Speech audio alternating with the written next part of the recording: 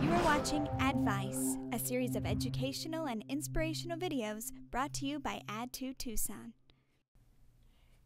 The television business is extremely competitive. You're in the newsroom with people who are doing the same job as you are, and some are doing a better job than you are. So what I used to do is just look at why those other people are so successful. What could I learn from them? Some of those more experienced reporters or anchors, what could I learn from them to make me a better individual and more marketable for the next job? And I think that is really important. I think just like an investment portfolio, you need to diversify.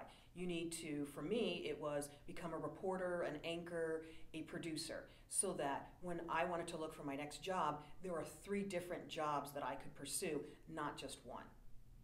When I first became the main anchor at KGUN 9, I decided that in order for the audience to get to know me as a person and as a professional, I needed to get out in the community. So what I did is almost every weekend I would be at a community event. I would MC a nonprofit fundraiser. I would just attend some health fairs. I would just make sure that I was out in the community. People saw me, I talked to people, I'd get story ideas, and I started to understand some of the complex issues of our city. And I think that that was the best thing I could have ever done.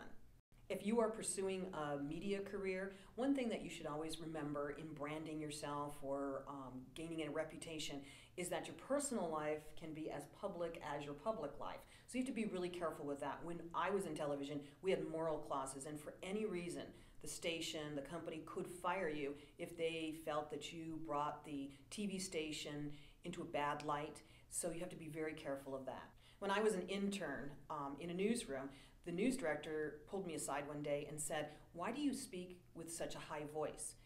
And I didn't know that my voice was too high. And he said, "You have a natural low voice, but you don't use it." So he said, "Every time I talk to you, I want you to lower your voice." So every time I had to go into his office, he'd say, "Lower your voice." And he taught me how to have the best broadcast voice just by that one lesson.